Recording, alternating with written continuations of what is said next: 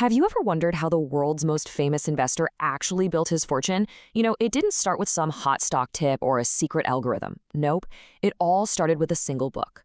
Today, we're going to break down the blueprint from that book, a framework that is, believe it or not, still creating massive wealth today. I mean, seriously, think about that. What if one book could completely change your financial destiny?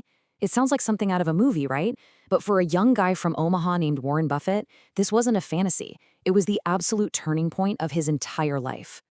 And here it is. The book is The Intelligent Investor by the legendary Benjamin Graham. And Buffett didn't just like it. He called it, quote, by far the best book on investing ever written. I mean, that's about as strong an endorsement as you can possibly get. So what on earth did he learn that was so revolutionary? Okay, it all starts with this one simple but profound shift in how you think. Graham taught Buffett that you're not just buying a ticker symbol, some little collection of letters that wiggles up and down on a screen. You are buying a small piece of a real business, and you need to analyze it just like you would if you were going to buy the entire company outright. And this is the engine that drives the whole thing: value investing.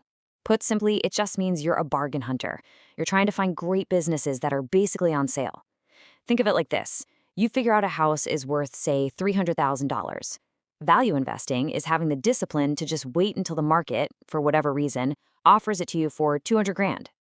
And this slide just nails the difference. You've got two mindsets. The gambler, the speculator, they're obsessed with one question: is the price going to go up tomorrow? But the business owner, the value investor, they ask something completely different.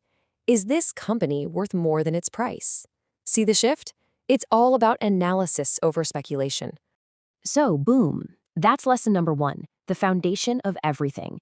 You invest based on what a business is actually worth, not on market rumors or what's trending on social media. All right, let's get to the second pillar of Graham's philosophy. This is the concept that Buffett has famously called the three most important words in investing.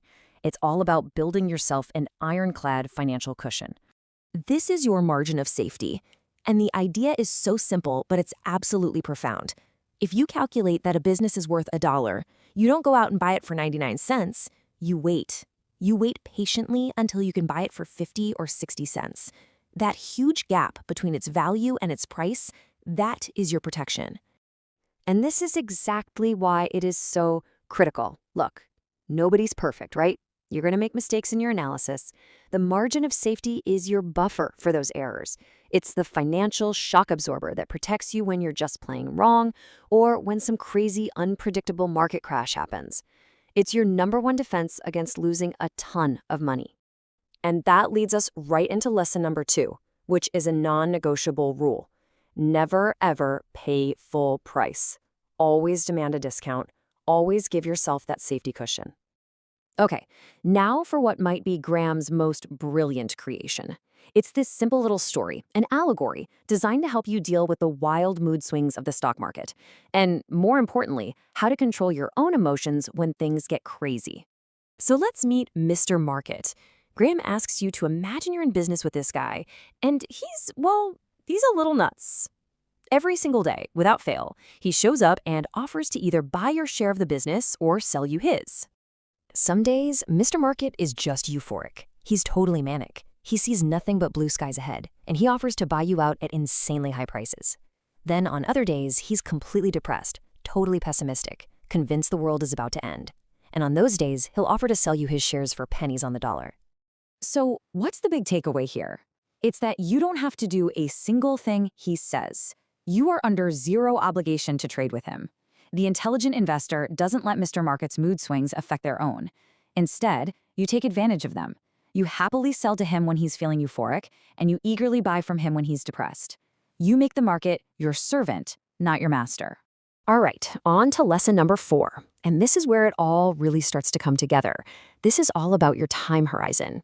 Graham taught Buffett that real investing isn't a get-rich-quick scheme. It's more of a get-rich-slow certainty. And wow, Buffett couldn't have put it more bluntly himself. This one quote pretty much says it all. You're not buying a lottery ticket to flip next week. You are buying a piece of a business that you are fully prepared to own for a very, very long time. And that's the big lesson here. Lesson number 4. The market rewards patience. That incredible, magical force of compounding. It only works if you give it enough time. We're talking years and decades, not days and weeks. But here's where things get really fascinating. Buffett didn't just copy and paste Graham's playbook forever. He built on it, he evolved it, with a lot of help from his partner Charlie Munger. And this final lesson is arguably what took him from just being a very rich investor to becoming a legend. Now check out this subtle but absolutely game-changing shift. Graham was the master of finding fair companies at a wonderful price. You know, they're often called cigar butt investments. They're not great businesses, but they're so cheap they've got one last puff of profit left in them. But Buffett, he started hunting for wonderful companies at a fair price. The champions, the truly dominant businesses you can own forever. And this is the perfect example of that change in thinking. A classic Graham investment might have been some struggling old textile mill just because it was dirt cheap. A classic Buffett investment? Coca-Cola. A business with a timeless brand, a global reach, and a massive competitive advantage, what he calls a moat, that is probably going to be spitting out cash for a very, very long time. Which brings us to our final, incredibly powerful lesson. It is so much better to pay a fair price for an excellent business than it is to pay a bargain basement price for a mediocre one. Because over the long haul, it's the quality of the business that creates real, lasting wealth. So, let's just run through the whole blueprint one more time. 1. Think like a business owner and always buy value. 2. Protect yourself. Demand that margin of safety. 3. Master your emotions. Make Mr. Market work for you. 4. Be patient and let time and compounding do the heavy lifting. And finally, number 5, evolve. Prioritize truly high-quality companies. And there you have it. Those 5 lessons, almost all of them from one single book, laid the foundation for one of the greatest fortunes the world has ever seen. And the crazy thing is, they're just as relevant today as they were decades ago. So, the question I want to leave you with is this. As you look at your own finances, which of these lessons will you put into practice first?